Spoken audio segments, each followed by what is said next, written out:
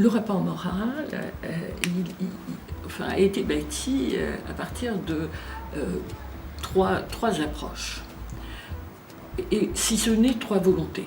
La première volonté, celle de l'URIOPS, de maintenir, de renforcer, de soutenir la place et la vitalité du réseau associatif, des associations, dans leur diversité, dans leur singularité et dans leurs différences.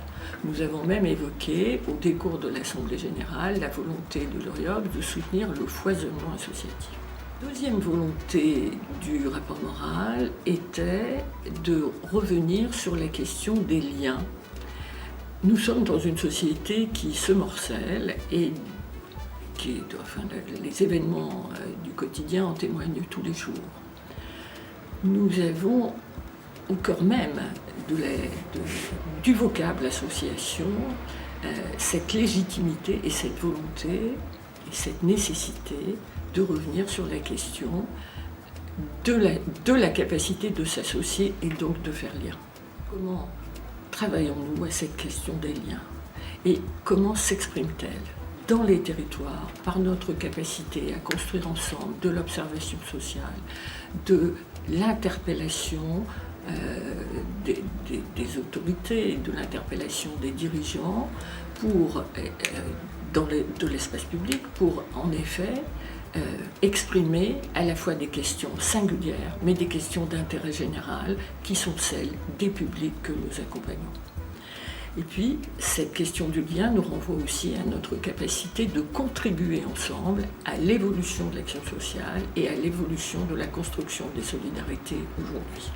Troisième volonté a été plus interne, c'est-à-dire notre nécessité de rendre plus lisible notre action, et de la rendre plus lisible au service aussi de notre capacité à nous associer avec nos partenaires dans les nouveaux panoramas d'aujourd'hui.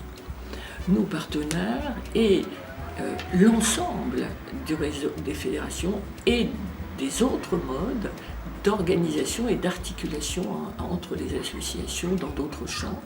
Je vais parler de nos relations avec LMA, de notre place et de nos relations avec la CRES. C'est-à-dire que là aussi va se poser la question des liens et le rapport moral a été l'occasion de renforcer et de mettre aux voix, puisque c'est le sens du rapport moral, en tant qu'orientation politique pour l'URIOPS, cette volonté de réfléchir à la question de notre place, à la question des liens qui nous unissent aux autres.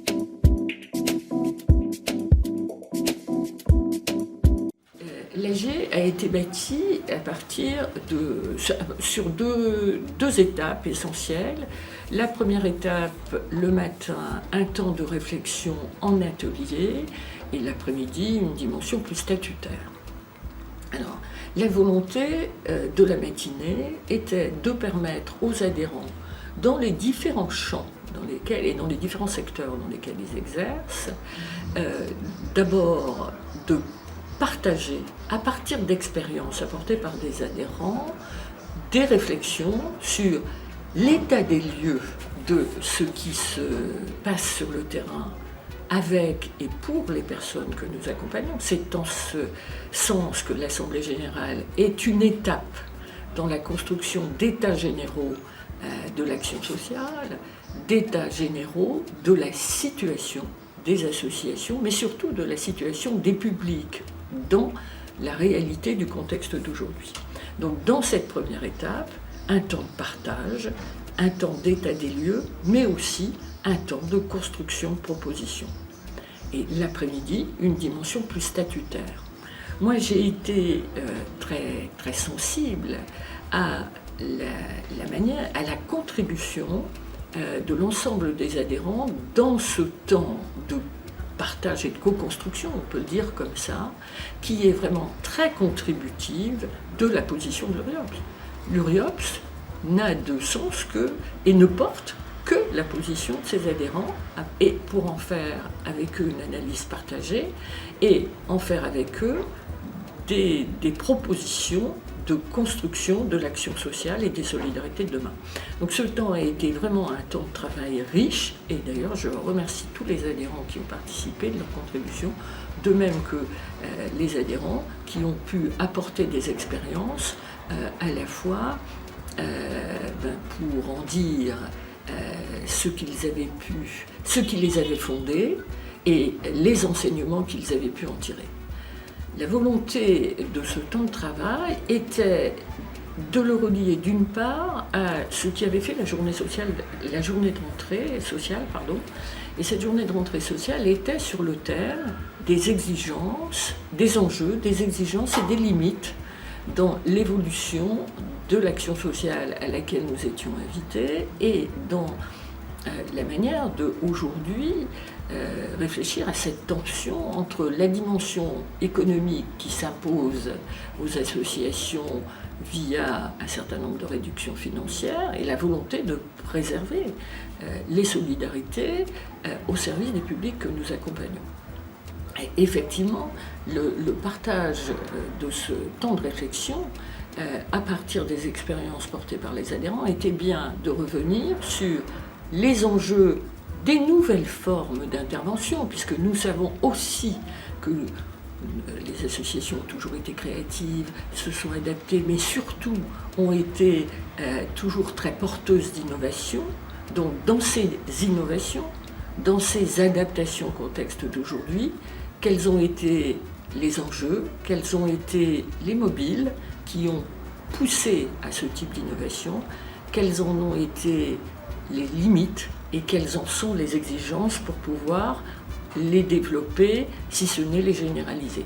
Donc on a eu là un temps très riche de travail et qui est contributif de la construction, de l'évolution des associations.